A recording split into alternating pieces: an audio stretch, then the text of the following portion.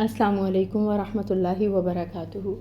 الحمدللہ، اللہ تعالیٰ کی مہربانی سے اور اس کی دی گئی توفیق کے ساتھ آج ہم سورہ الفجر کی آیہ نمبر 14 کی تفسیر دیکھیں گے۔ سٹارٹ کرتے ہیں۔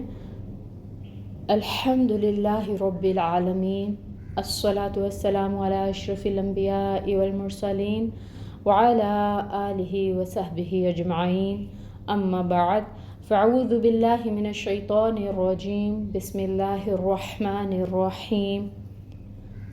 رب اشرح لی صدری ویسر لی امری واحلل عقدۃ من لسانی یفقہوا قولی، ربی زدنی علما، اللہم بارک لنا فی اوقاتنا، آمین یا رب العالمین۔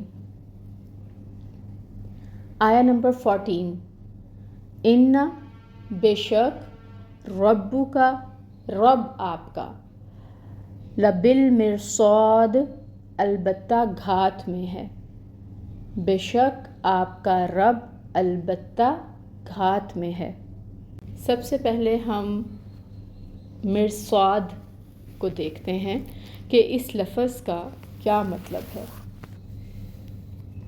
معروف القرآن میں لکھا گیا ہے کہ مرصاد اور مرصد رصد گاہ اور انتظار گاہ کو کہا جاتا ہے، جو کسی بلند مقام پر ہو، جہاں بیٹھ کر کوئی شخص دور دور تک کے لوگوں کو دیکھ سکے اور ان کے افعال اور اعمال کی نگرانی کر سکے۔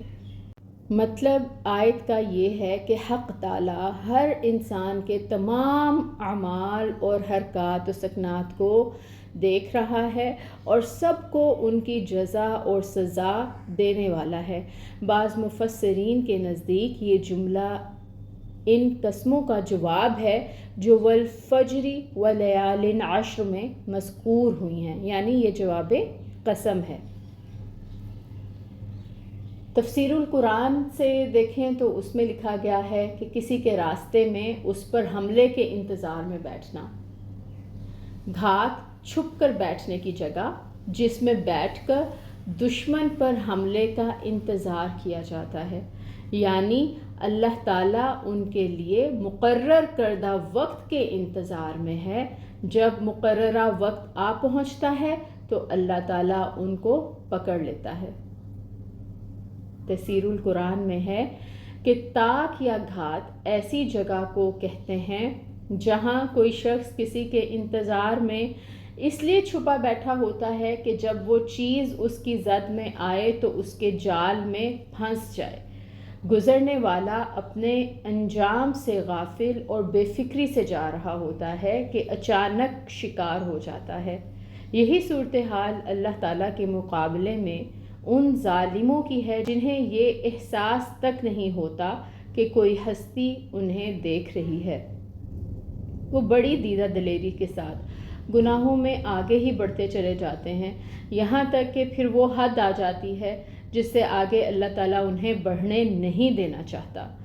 اس وقت اچانک ان پر اللہ کے عذاب کا کوڑا برس جاتا ہے، اور اگر کسی فرد یا قوم پر دنیا میں ایسا وقت نہ بھی آئے تو ہر شخص کی موت اس کا یقینی وقت ہے۔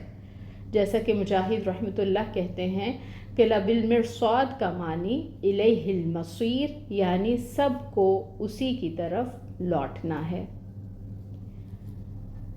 تو اس آیہ مبارکہ میں جو لفظ استعمال ہو رہا ہے مرصاد کا، اس کے ہم نے مفہوم کو اچھے سے الحمدللہ سمجھ لیا کہ مختلف تفاسیر میں مختلف اسکالرز نے اس کو کس طریقے سے ڈیفائن کیا ہے۔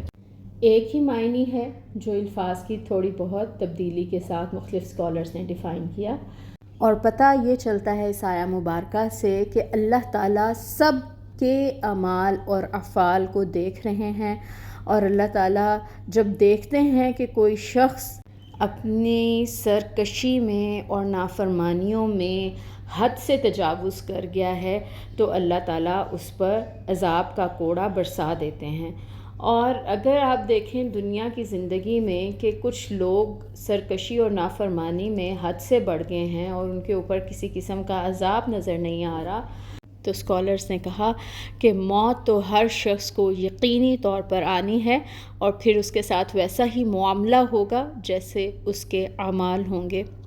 اللہ تعالیٰ سے دعا ہے کہ اللہ تعالیٰ ہمیں اپنے اطاعت گزار بندوں میں شامل فرمائیں اور ہماری زندگیوں کو نیک مقصد عطا فرمائیں، اور جب ہماری موت کا وقت آئے تو اللہ تعالیٰ ہم سے راضی ہوں۔ آمین یا رب العالمین۔ سبحانک اللہم و بحمدک اشہد ان لا الہ الا انت استغفرک و اتوب الیک۔ السلام علیکم ورحمۃ اللہ وبرکاتہ۔